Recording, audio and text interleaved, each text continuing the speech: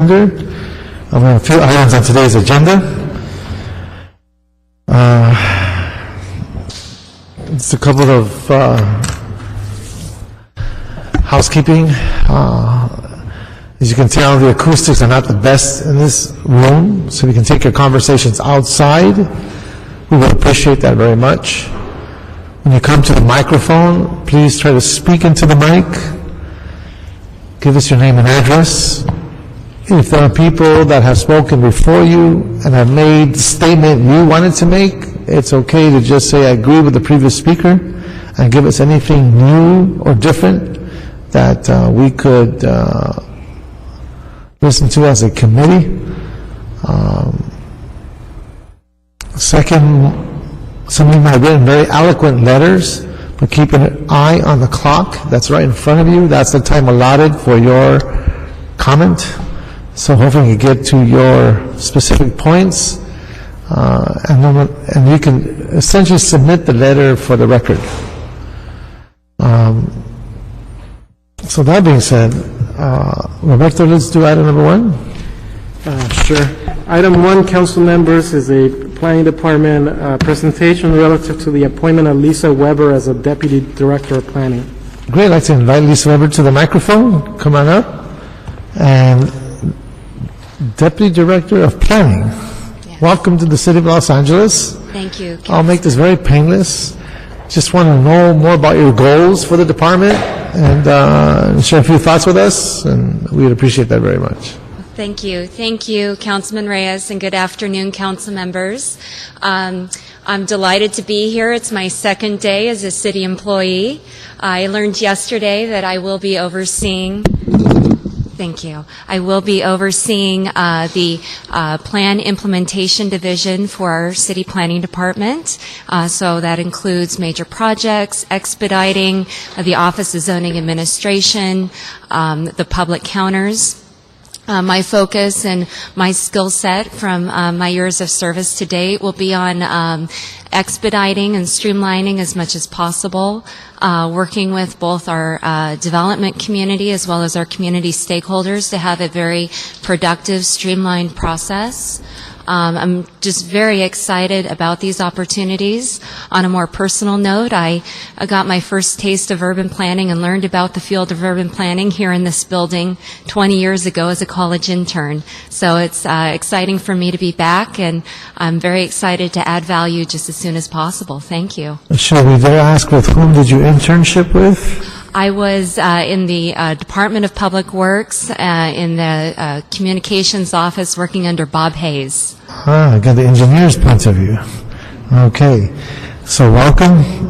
What city did you come from? What were you previous? For the last 14 years of my career, I've been with the city of Santa Clarita, and for the last 7, I've served as their planning manager, which oversaw all of the planning and current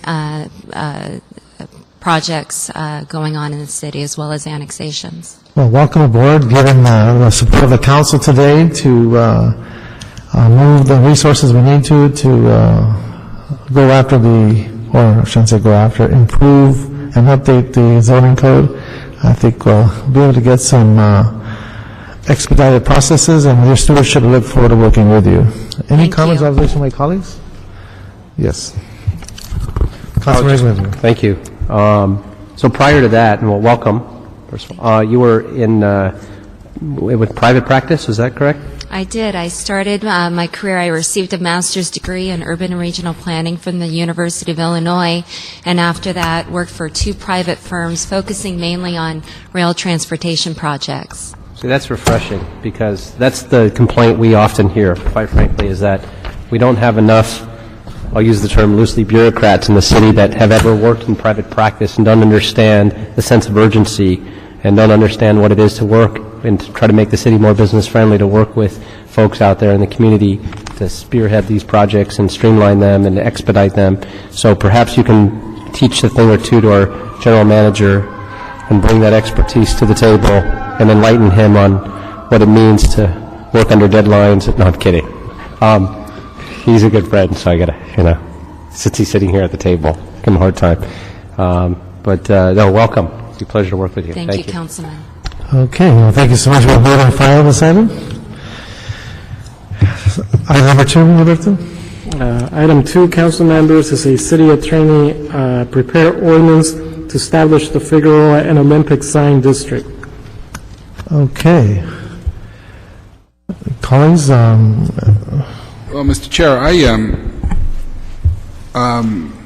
this item may be in my, highly likely it'll be in my district within a couple of weeks, and although my staff has gotten a brief overview of this, I'd ask that we could continue this for 2 weeks so that I could get a full briefing on this item. I think it has, just on the surface, it seems like seems like it's a good thing and support this, but I just want to have a full understanding of the impacts of this and where we are with our whole sign ordinance and how does this fit into the sign ordinance discussion that we've been having. So I'd like to ask if we could continue this for 2 weeks.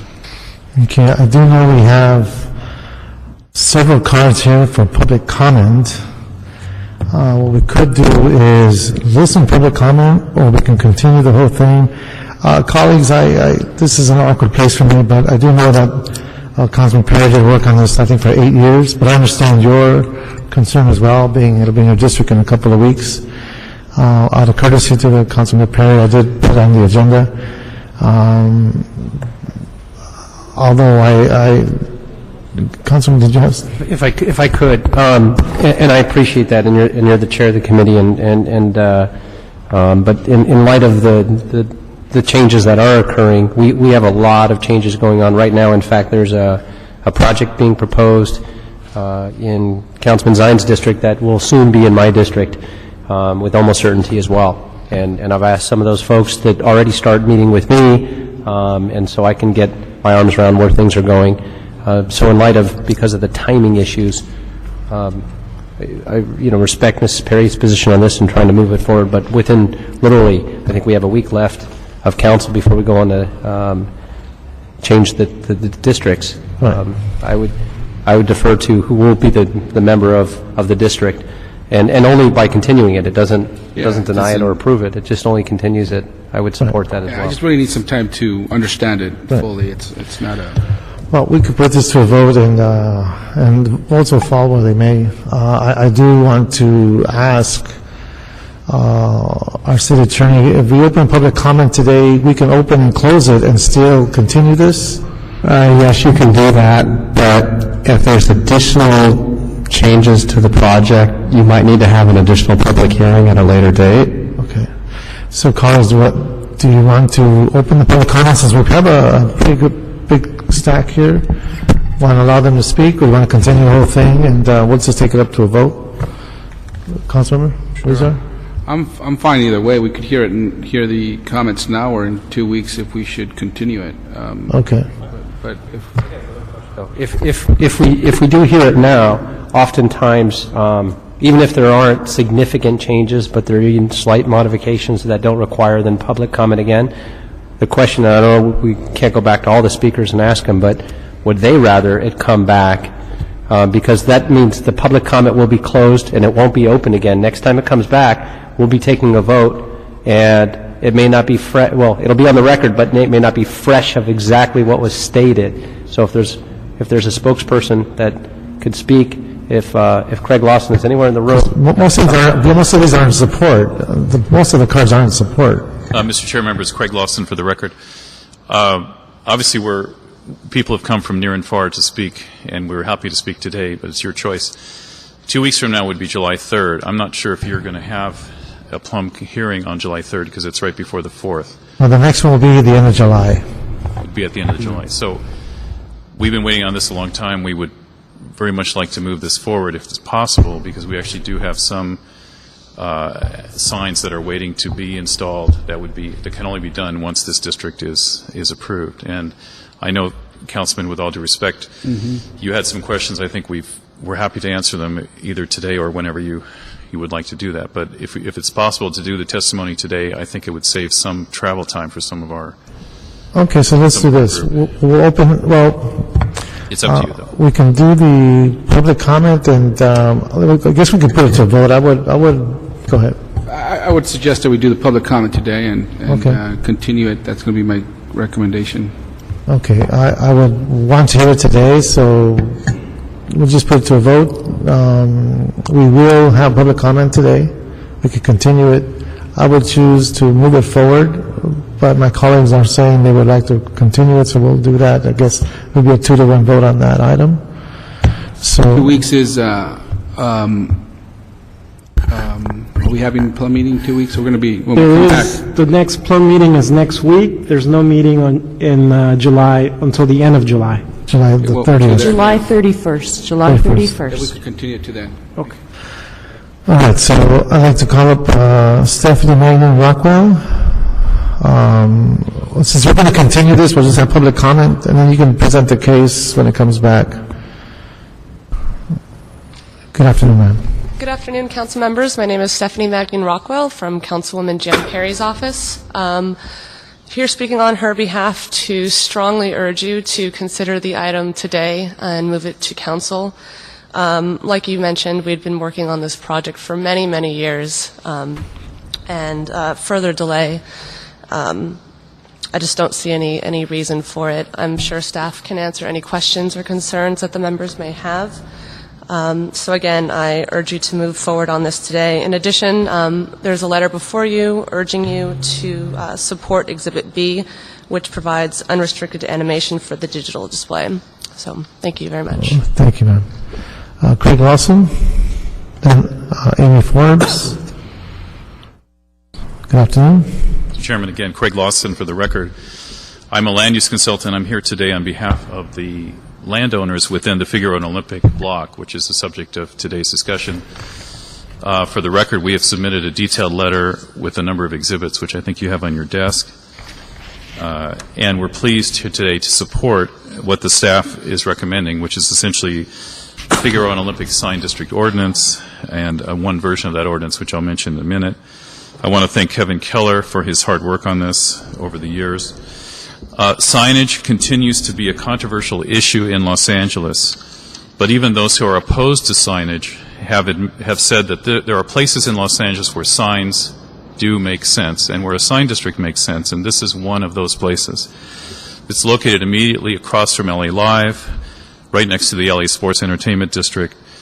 This is a 4-acre block with 3 major projects, 2 of which have already been substantially built, one of them still that has not started construction but has been approved.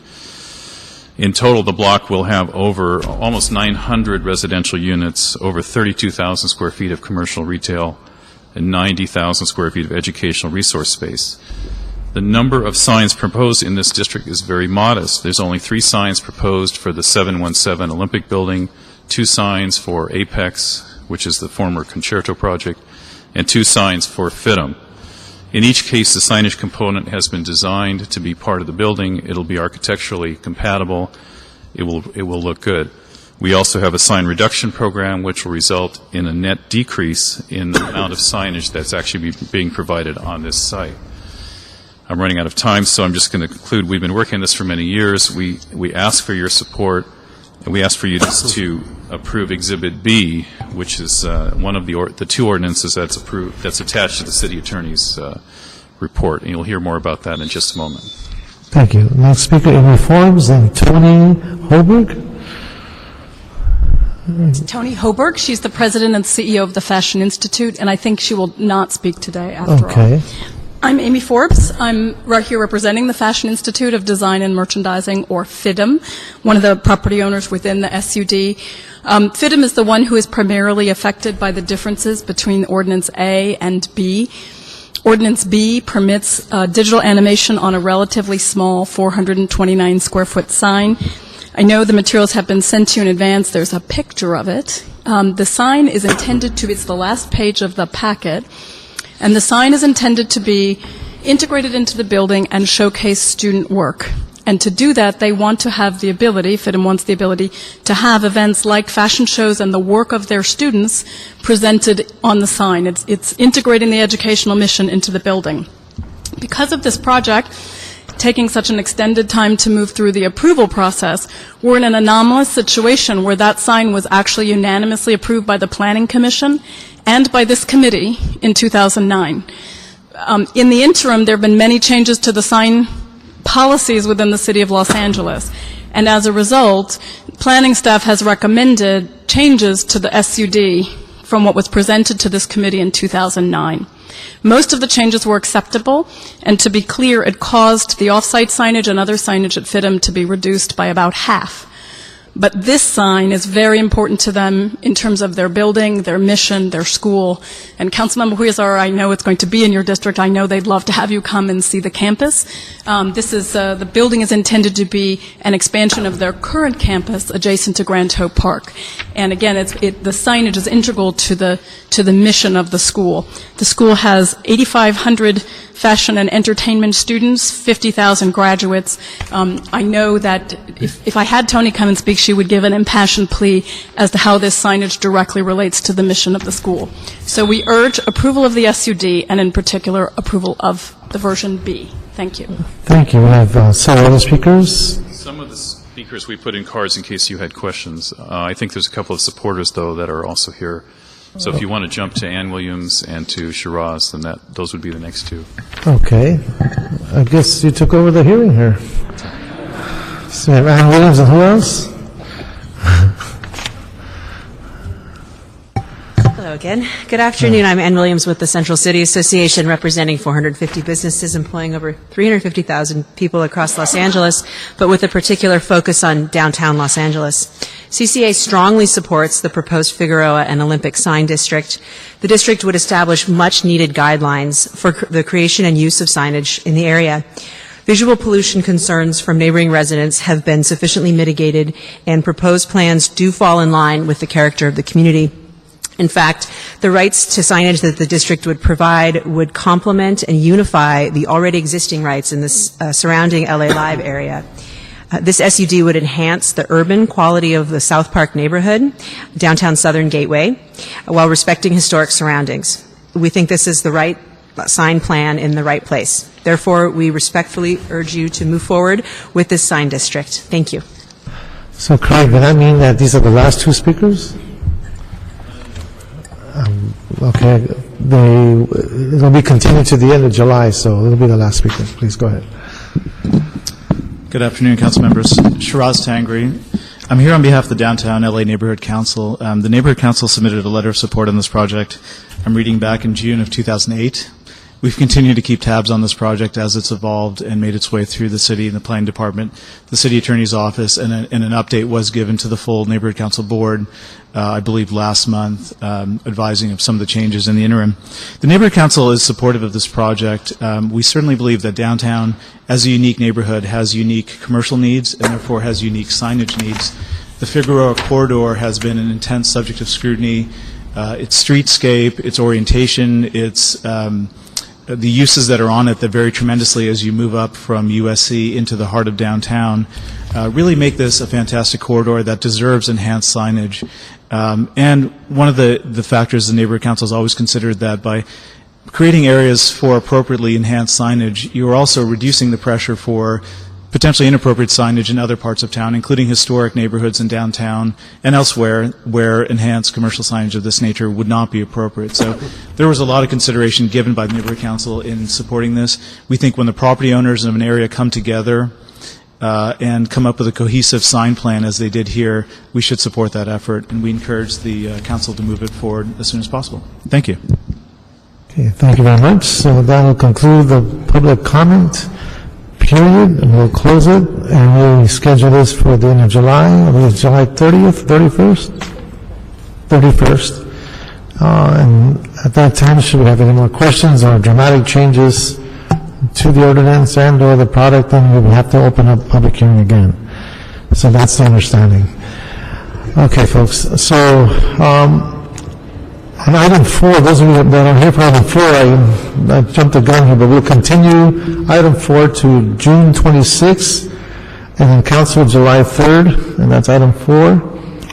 And then what we can do is jump to 5, and we'll get the director's report if you're so inclined. Please, sir. And then we'll go to 3, and hopefully that'll end the agenda. Thank you. Mike LeGrand for the record.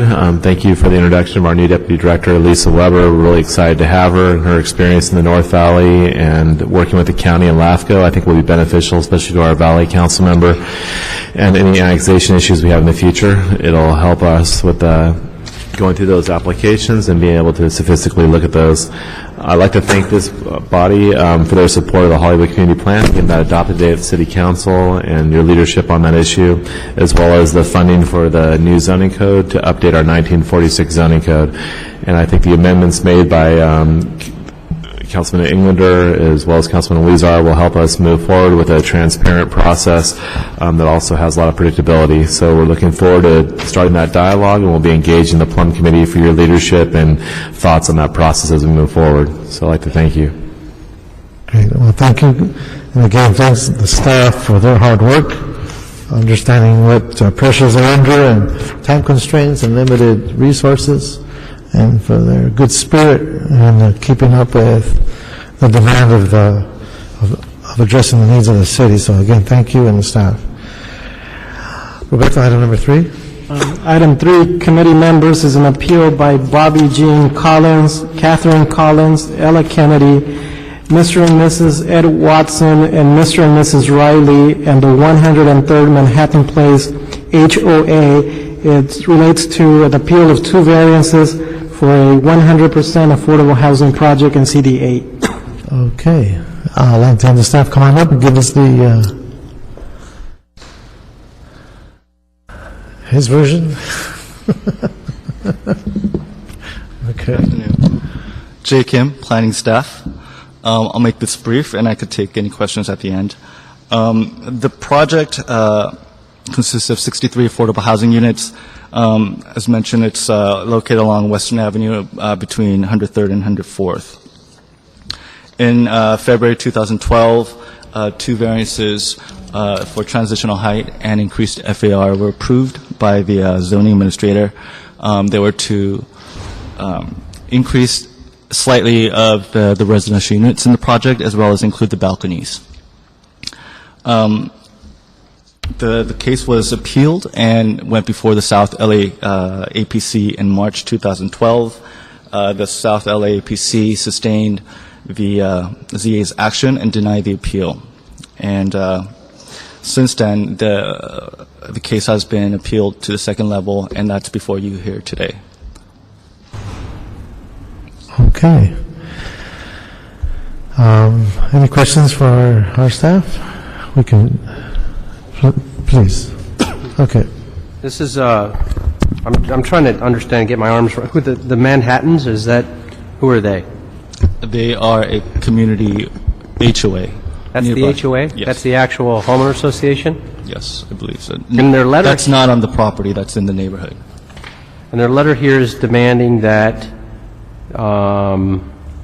they redirect $1 million, I'm just reading the letter, for the homeowner improvement funds, or will demand $3 million in improvement funds to be set aside, in addition to hiring 100 black males to be, I'm just reading the letter verbatim, to be included in subcontracted for employment. And I'm not sure if they mean 100 African Americans or if this is the name of an organization. I don't know what, this is sort of confusing. Do you have any clarity on exactly what these demands don't seem like they're normal? I'm actually not that familiar with it. That was the extent of the appeal information that was given, and I was not aware of that information until then. The city attorney, can you offer? Yes, City Attorney Ken Fong here. I want to ask planning department staff, was this information in front of the ZA? It was not, nor the APC, I believe. Okay, I just want to remind the commission that, the committee, that any information, you can only consider information that was in front of the zoning administrator because these are appeals on variances. So your decision is whether the zoning administrator erred or abused their authority. So you look at all the information that was in front of them. And I know that sometimes people come to these meetings and they give you additional information, but you can't really consider that. Okay. So that's what this was, additional information. Yes, it appears so. Thank you. So let's do this, colleagues. If you are so inclined, let's hear from the appellants and just understand the nature of their appeal. Then we'll hear from the applicant, and then we'll ask the staff to come back and try to give us insight as to where we could address the concerns of both parties. So that being said, if we can follow that process, it'll allow us insight to reaching hopefully some balance to this challenge that we have in front of us. So that being said, thank you, sir. There are several folks who are listed as appellants, and I'm going to call you up, given what's on the record here, and I'd like to call up Bobby Jean Collins and Catherine Collins. Are you here? Would you like to speak as appellants? Come on up and give us the reason for your appeal. And your name is exactly? Good afternoon to everyone. My name is Catherine Jean Collins, and I'm here on behalf of my mom and the Homeowners Association of Manhattan Place. So you're speaking on behalf of all 6 that are named as appellants? No, I'm actually speaking on behalf of my mom and I. Okay, good. Yes. Okay. Thank you so much for Sure. coming out this afternoon. Good afternoon to Mr. Reyes and to the council members. The Manhattan homeowners of 103rd and the Block Club Association of Property Owners have come out this afternoon in support of our appeal. We want the application to be deemed incomplete and inaccurate. The applicant should reapply for a new zone variance and conduct another environmental analysis. The constituents and taxpayers and law-abiding citizens who have worked hard and have established their homes will be greatly impacted by the proposed project. We have a great argument regarding our privacy, our security, our health conditions, noise, and traffic issues. We ask that you architecturally modify the entire building. We have our demands. We are asking for a 2-story complex which will house senior citizens, a retirement home, or an elegant high-class condominium and an all-gated private entrance without balconies and no transition housing. We are also asking for underground parking structures, security cameras, upgrade and resurface our entire street for the homeowners, install 2 speed bumps, and I have several listings, but I have also submitted this paperwork to the clerk. Good. We are actually here appealing this. The homeowners feel as though we were overlooked and disrespected. We understand that the process had been going on for 3 years, and we did not get notice of anything until like the end of January, part 1st of February, and we were notified at the very end, and the entire block of 103rd, the adjacent homeowners have all signed their petition and are appealing this. It's going to take away our privacy rights, the building. We will all, actually, if we go in our backyards, we will all be looking at one another. It is extremely high. It will be overlooking our homes and properties. So we ask that you support our appeal, and I thank you so much. And Ms. Collins, I want to make sure you are able to say everything you needed to say, so you're satisfied with your presentation? I have a few more words, and I appreciate that so much. More, if you want to finish. We do want our neighborhood to be beautified, our streets and roads and landscaping, et cetera, and we've been seriously overlooked for several years, and the project that they are bringing to our neighborhood will upgrade us to some degree, and we do want beautification and landscaping in our neighborhoods. So we are looking to work with them, and we want them to work with us. So again, I thank you all for listening to me and giving me the extra minutes. Thank you so much. Okay, we have Ella Kennedy, who is also an appellant. Like to come on up?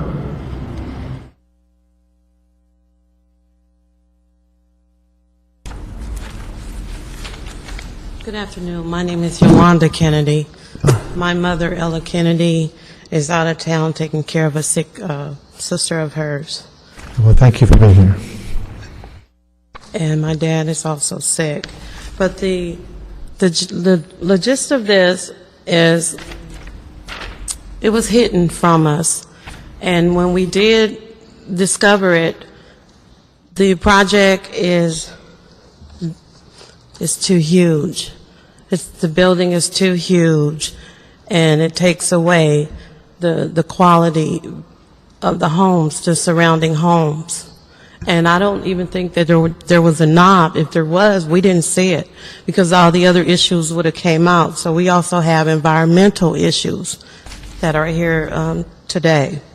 And both parents oppose this humongous project. Along with me walking door to door within 500 feet throughout the neighborhood is opposing transitional housing and this magnitude of a building. So we're asking that it be scaled back. At least my mother would wholeheartedly like for you to accept our concerns and have the building scaled back to a possible 2-story at most. And there's other issues, excessive traffic, but we also provided this package to the clerk. I don't know if you have received it or not. We can submit it to the clerk. But there's a bullet where it talks about the air quality, the transportation, parking. It's an issue. Okay. And we did receive a copy, right, Madam Clerk? Okay. And that is, on that note, again, I'm not standing alone. There's others that would like to be here but couldn't because of the time constraints. Ms. Kenny, did you say everything you needed to say? That we never really had the understanding, and all of this came at the last minute. Also, the contractors went around the neighborhood bribing, knocking on doors, literally bribing us to keep quiet. All this is issues that had occurred and that we wanted to be heard and taken serious. Thank you, Ms. Kenny. Thank you for joining us under your family's duress for being here. Thank you. Okay, the next group of folks that are on the record as appellants is Sharon and Edward Watson as appellants. Are you here? Please come on up when you get a chance.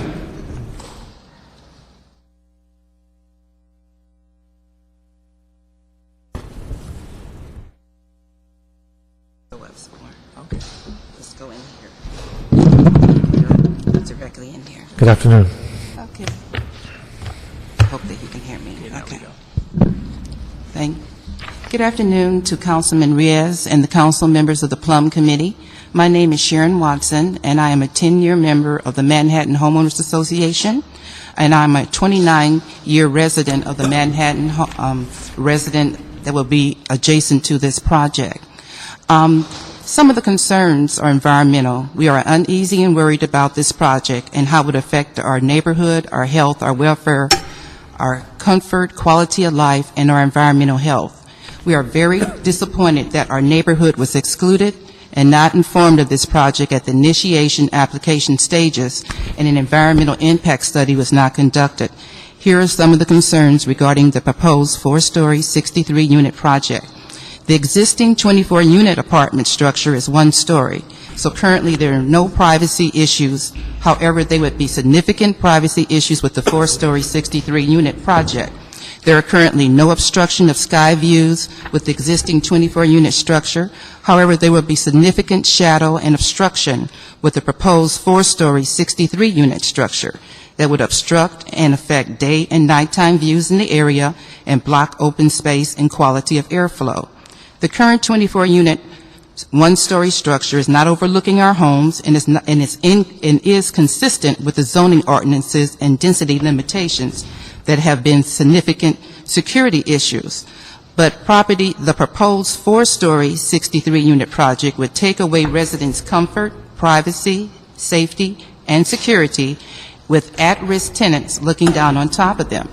And I would like to say that we had several meetings with the developer on numerous occasions. We asked them what was the mixture of the residents that would be in this apartment building. At no time did he ever say it was for at-risk tenants. We just found that out about a couple of weeks ago. He has not been forthcoming with has not been forthcoming with the designs. He said the building had been rescaled and redesigned. At our last appeal, in front of the Planning Commission, he said that everything had been redesigned and that we would get the new plans. However, no new plans have been submitted to the planning office. So at this point, we don't know exactly what's going on. He said that he would support us and give us extra lighting and security cameras. There would be new fencing. There would be home improvements. And he also offered our neighborhood $1 million to stop this appeal. But we feel so strongly about how this will affect our neighborhood, how it will affect our privacy, how it will affect our health, and we have no idea of the mixture of the at-risk tenants because that has not been revealed to us. We are here to verify and clarify what the mixture of tenants would be. We ask the covenant be put on the project so that no at-risk tenants would be directly behind our homes. Because of the density of the project, there is not enough depth for the project. It exceeds 2.5 times the buildable space. It is 45 feet in a 25-foot zone commercial area. So there's a number of issues, safety issues, privacy issues, and plus after the construction, we'll have the demolition, asbestos, toxic and emissions, and after the the structure is completed, we're going to have a parking structure right behind us in the alleyway that will eliminate that open space. So our open space is taken and we're boxed in with claustrophobic conditions. Ms. Watson, thank you so much. Thank you very much for hearing our... There's a question. Okay. Can I just ask you a point of clarification? First of all, thanks for coming down here. Ask an at-risk tenant. I don't know that we have a definition of that under the code. Yeah, I would like that verified today by the developers. But I don't know what it means. You suggested that we wouldn't have an at-risk tenant. We got a package that listed all the information about what type of project it was, and it said for at-tip risk housing. So when we looked it up on the computer, it said it could be mentally ill people, people with substance abuse, and criminal backgrounds. And that's what they considered at risk. So what I'm saying is that we want to clarify that with the developer, what type of mixture of people would be in this building. Got it. Thank you. I think that's their own definition. Do we have, can I get clarification? Do we have a definition of at-risk tenants in the city? Yeah, not for zoning code purposes. Mike LeGrand for the record. We don't have a category or definition for at-risk tenants. So I imagine it would be just common knowledge, or it could be sometimes when we see condominium conversions, we talk about existing tenants who may live on the site. So I'm not sure if the developer is talking about if they're demolishing a certain number of housing units in order to build this affordable housing unit, about replacement housing for the existing tenants, or what they had in mind. But that term is used by either county health or state officials when they describe funding programs. And they have reference to at-risk, either youth or family. So depending on the nature of the program and the nature of the funding source, and they tend to promote beneficiaries based on the objective of that program. So it could vary. Yes. So that is a very big concern for us because we are a senior citizen community. Most of the residents have been there between 30 to 60 years. We're an established, stable community, and we would like to preserve our community and our neighborhood and keep it safe and away from at-risk type of housing. Thank you very much. Thank you very much. Okay. And Mr. Watson, would you fill out a card? You'd like to make a comment as well? Okay. Take your time.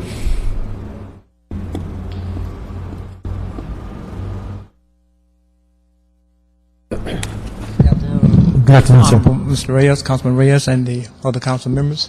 I agree totally with everything my wife has said and all the Manhattan Homeowners Association members have said. My name is Edward Watson, and I reside at 10038 South Manhattan Place. Some of our main concerns are when we talk about there was no I got a little tongue-tied here now. There was no Land Environmental Protection Agency test done. There was the plan was approved or started initially in 2009. We found out about it in 2012 in January. Now we are a community that should have been told about this when it adversely affects or it even affects a neighborhood, whether our neighborhood or any other neighborhood. And it says according to the Los Angeles County Department of Regional Planning, a key factor in developing a successful community plan is extensive community involvement in the formulation of goals, objectives, and policies. The basis for a community plan is the problems, the issues, the ideas, and the suggestions that are articulated by members of the community. When overuse of categorical exemptions and discretionary decisions outweigh community involvement in the decisions that affect their lives and land use in that neighborhood, this does not promote citizen and resident participation, and it is overuse of discretion. And also, according to the regional plan under the land use goals, the land use goals articulates the focus of land use planning for the area. They encourage controlled development and redevelopment, which will improve the economical base in the West Anthony's Westmount community. Now, the first three land use goals are as follows: to preserve and improve the residential character of a community, to reduce the allowable density of multiple family residential areas to reflect current use patterns, and to formulate a set of design review standards which meet the special safety and aesthetic needs of the community. According to the housing goals of the regional plan, they have three goals. Whoops, I'm gone. Can you finish? Yes, sir. No, I'm not finished right yet. Just a minute or so. It says to preserve existing stable residential neighborhoods, to rehab or replace deteriorating housing stock, and to provide a safe environment for residents. We were overlooked and ignored at the initial process, and what we asked for, that a company be placed on the land to protect residents, again, from at risk. We ask that the project comply with the general plan for zoning, height, density, and size limitation, and that the developer makes improvements in the neighborhood that will reduce the adverse impact this project will have on the community. We ask that the alley to the north of 103rd Street be closed on the north end. I thank the Plum Commission for this opportunity to address our concerns. We ask that our appeal be upheld and an environmental impact study be conducted to protect our health, safety, and welfare. And I just one other thing, Mr. Reyes. A project of this magnitude of $6.9 million to tear down 24 units and build 63 units in a density area of one-bedroom apartments, I think it's really like a total waste of HUD and State of California's money. We would best be served if you were going to build some housing, build 24 more right next to it at one level. Thank you, Mr. Watson. And you wouldn't have the 60, but you would actually have 24 more, because the 24 existing units now are in perfect condition. They've been painted. Okay. The LA Police Department, we worked with them a couple of years ago to clean up a lot of the gang activity. They trimmed the trees, and it's a very nice neighborhood. Thank you for listening to me, sir. Thank you. Thank you, sir. The last person I see that's on the record as an appellant is Linda Reilly. Linda, are you here?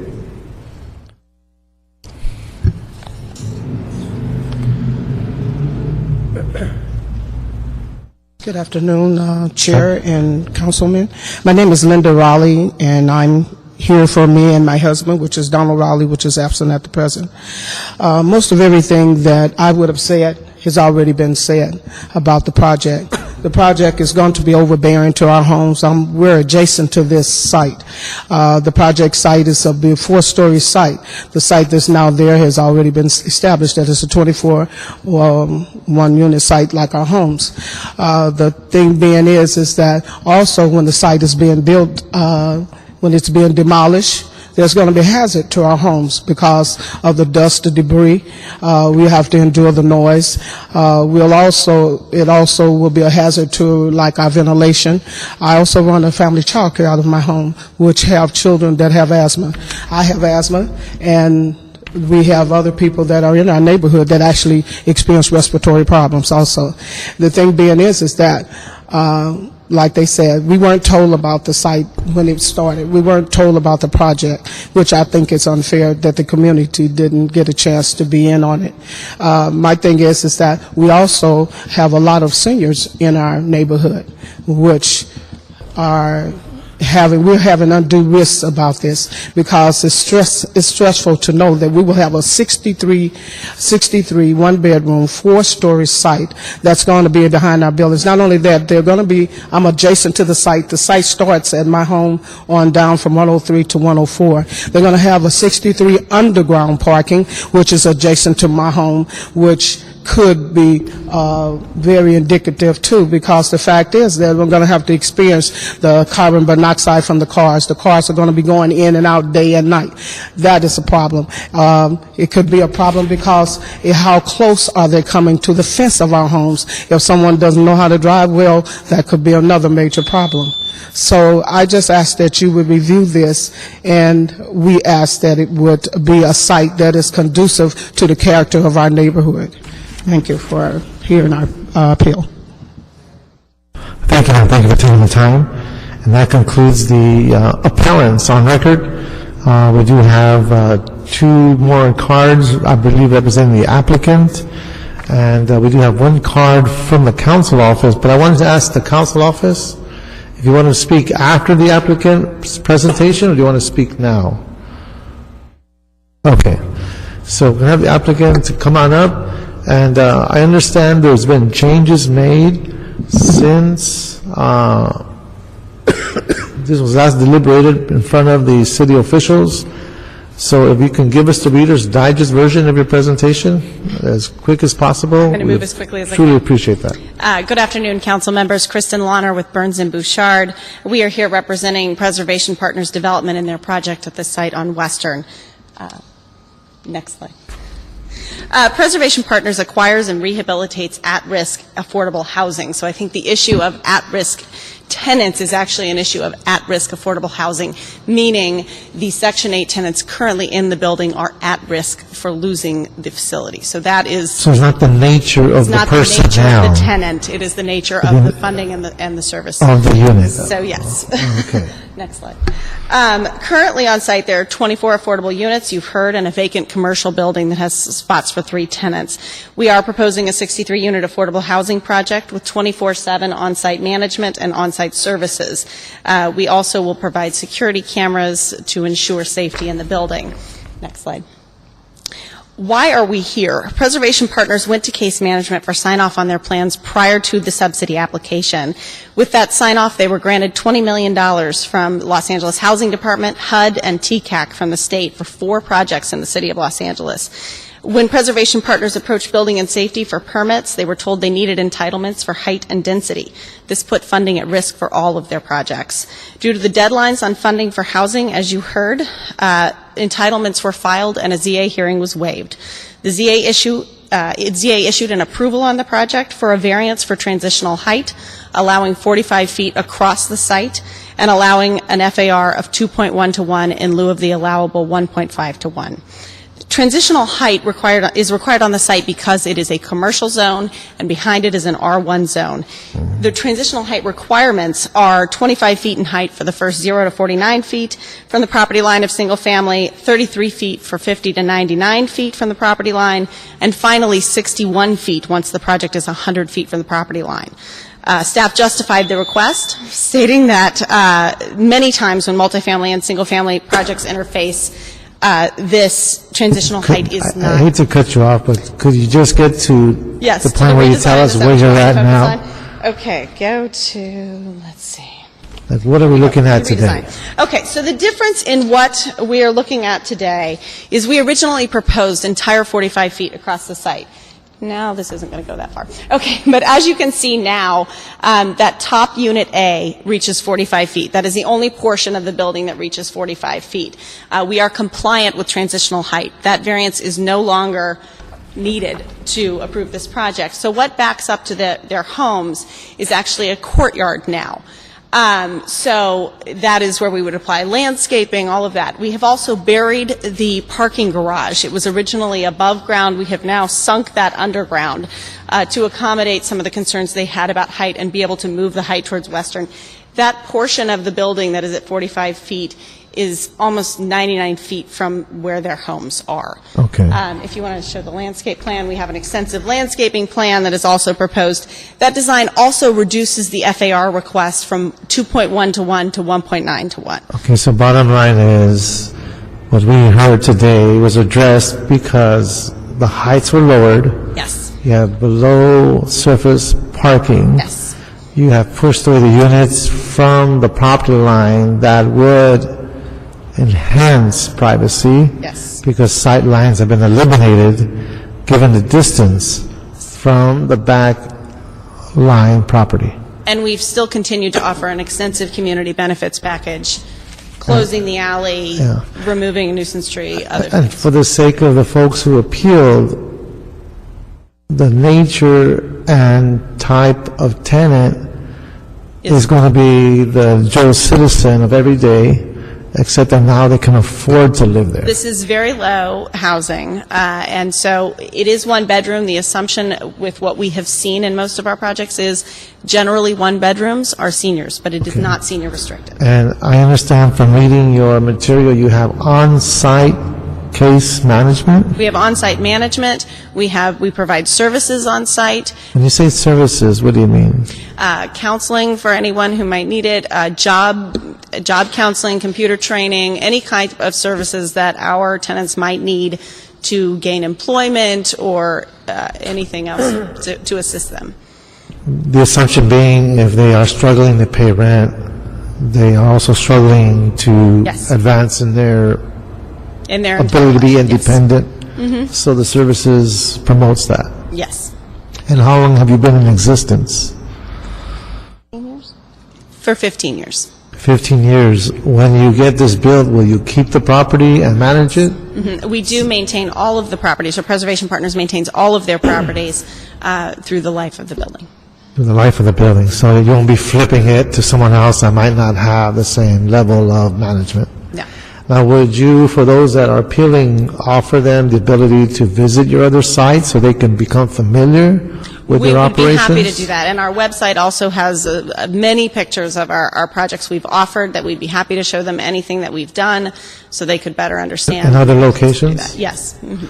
That would be probably strategic to offer them the ability to see the nature and quality of your work, especially if it's the homeowner association, because they are rightfully concerned about their property and their quality of life, and perhaps familiarity might lower that anxiety. Any questions for the appellant or the applicant? Okay. Thank you so much. Okay, please, go ahead. On the technical side, and I appreciate all the statements you just made. I was having the same observations that all the concerns that, first of all, I want to thank those folks that came here today and took the time out of their busy schedules as well to come talk to us and tell us how you feel about your community. It's great that people actually take pride in their community, want to protect it, and take the time. And so I take that to heart and take it very seriously when you do come and speak. And having said that, a lot of the issues that, in fact, every single issue that you brought up, while you might not have full comfort in it, I think the idea that the chairman had made and that the applicant said that they would do as well, to have those site visits, to go out and see those facilities. I don't know if you've been to or actually visited any of their existing properties now. My guess is probably not. And so it sounds like that was just asked and answered, and I think that's a good thing to do. So you have that familiarity. But I think what's before us is not any changes. I don't know that we have the ability to make any changes at all. It sounds like a lot of changes have actually been made to accommodate what the concerns were, and I applaud Preservation Partners for stepping up and doing those and listening to the community. But what's before us right now is simply a matter of process. And one of the questions that was also stated that I didn't hear addressed, and I wanted to ask staff the question, was on the notification. And a lot of folks were saying that they were never aware and they were never notified. Mr. Lindy, if I can, I have one more card. I want to make sure we take care of that card. Jonathan Lerner, you're okay? Okay. Okay, then. So on the can I ask the notification, council members? do we have anything in the file that shows that a proof of notification or service to the stakeholders? The applicant had requested a waiver of hearing, and the chief zoning administrator had signed that off at the request based on their time constraint due to the funding. It's a tough room to hear. You got to speak I'll directly speak into up. the microphone. Okay. The waiver was signed by the chief zoning administrator based on the applicant's request, and that document is in the file. And was that because of timing and what they were getting in terms of grant funding The and chief ZA does have the applications? discretion to waive hearings, and I believe that request was based on their request as well. If I can highlight something for you, Councilmember, many of the issues being raised here are a nature of the zoning in that neighborhood, having multifamily next to residential and next to single-family uses. So a lot of the zoning conflicts exist even without the discretionary applications you have before you today. This does add some level of massing to allow for the types of units and funding that they're seeking, but some of the buy right project, I think, would be kind of alarming, and some of the concerns you heard about people looking in people's backyards could happen with a buy right project. But the chief ZA under the code does have the ability to waive discretionary actions such as this that are administratively quasi-judicial under the code. And that happened in this case primarily due to the state and federal funding they were seeking and the deadlines to trigger those funds. Okay, and then my understanding, just my last question, is that it's not actually, from reading the report, surrounded completely by R1 and R2, by residential. I think that from what I read in the report, it was all the residential, the single family was to the east of the project, and then everything adjacent appeared to be mostly auto and other and repair. Was that correct? This is abutting Western Avenue. This is a prototypical situation where the major corridor is developed with low to mid-rise commercial buildings abutting single-family homes, and it's separated by an alley. Okay. So, yeah. All right, thank you. Okay, and for the sake of the folks that came here, I just want to be very clear. When Mr. Kim, can you show me on that redesign what was proposed and then how it's going to change? Because I want the folks here to see the difference. So if you can go to that screen and just tell us what was proposed before and what is in front of us today, because I want to make sure they understand what's in front of us today. Can you do that for me, please? Okay.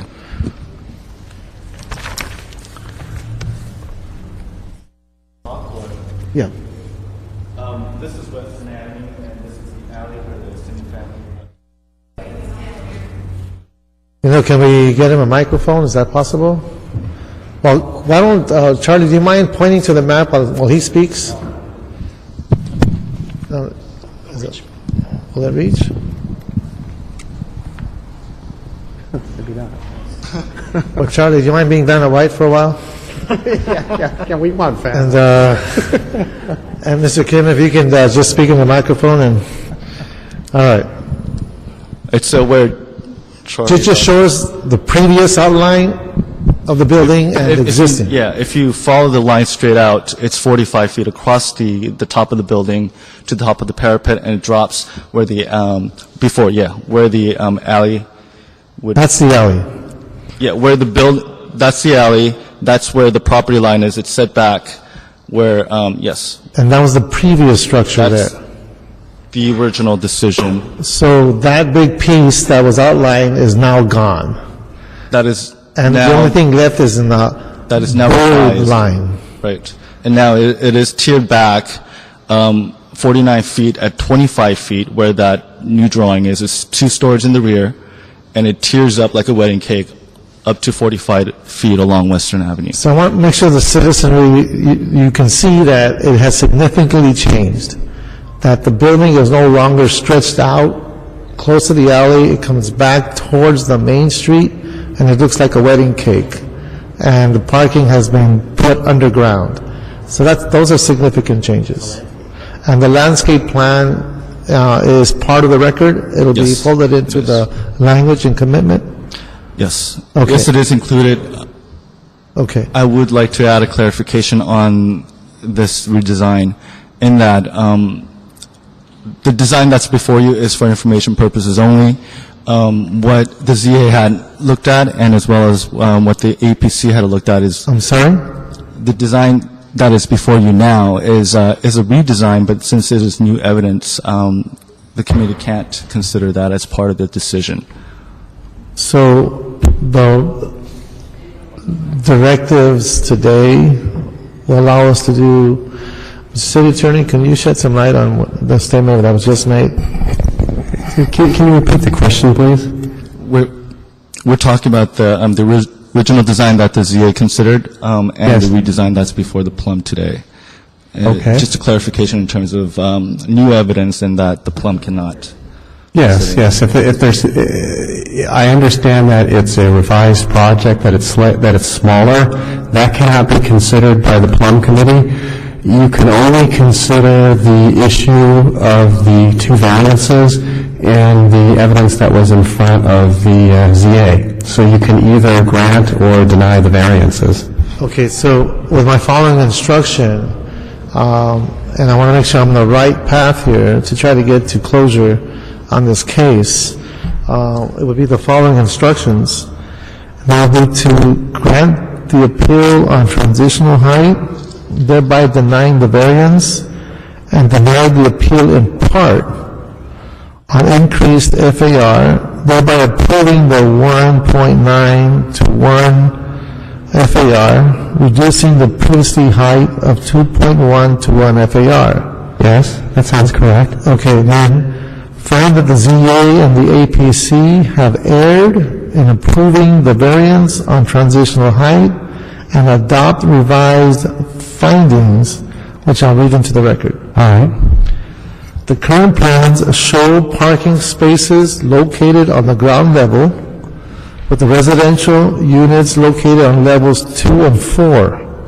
There are no special circumstances that's applicable to this particular site, because if the proposed ground level parking were to be placed in the ground, the project would not necessitate a variance to comply with the transitional height provisions. Placing the parking garage underground would reduce the overall building envelope and thus eliminate the need for the variance. Yes. Other properties zoned C2, and this is in parentheses, adjacent to our zone properties, along Western Avenue are subject to this provision. By relocating the parking garages underground, no unnecessary hardships would also result in complying with the transitional height provisions. On the other hand, the design of the project with above-ground parking is a self-imposed hardship. Compliance with the transitional height provisions would require the project to be no higher than 25 feet in the rear next to single-family homes. The 20-foot alley separating the project from the homes would further ensure buffering. So that would be the conditions that I'd like to propose to my colleagues. Well, just to clarify, those are the findings to show that the zoning administrator erred and abused in granting the variance for the transitional height. So based on your motion, you would be denying the variance for transitional height and maintaining the variance for the increased FAR. Right. Now, I wanted to say that for the record and then ask the council district if they are comfortable with these findings, so we can move forward on this project. I'd like to come to the podium for the record, please, and give us your input. It's representing Councilmember Bernard Park's office. Thank you, council members. Morgan Yoshi on behalf of Councilmember Park's office. Thanks for giving me this opportunity to speak on this item. I was going to suggest the same language, that you grant the appeal on the transitional height, thereby denying the variance, and deny the appeal in part on increased FAR, thereby approving the 1.9 to 1 FAR. This action will allow the developer to build the redesigned project that you were presented today with a reduced height, and will also allow the units to be increased by 50 square feet to make them more livable for the future tenants. I also just wanted to say that this project site has been a nuisance for several years. Our office has tried to work with LAPD and Housing and CRA to find solutions. Preservation partners, they did have some missteps along the way. They didn't reach out to the community as they should have.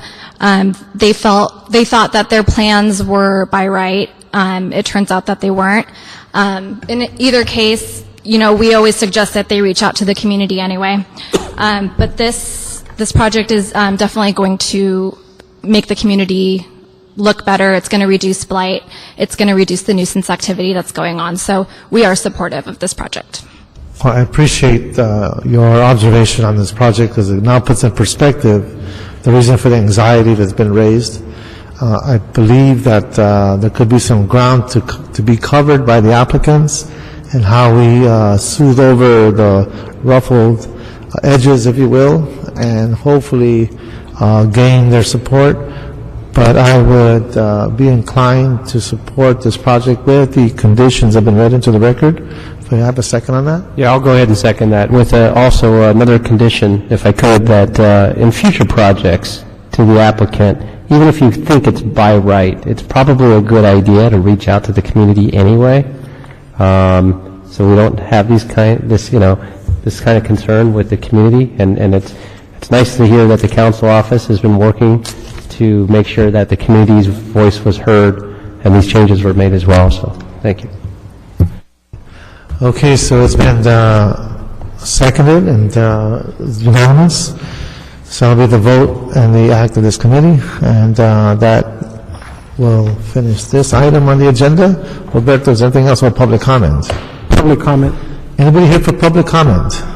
No? Okay, well, thank you very much. Have a great evening.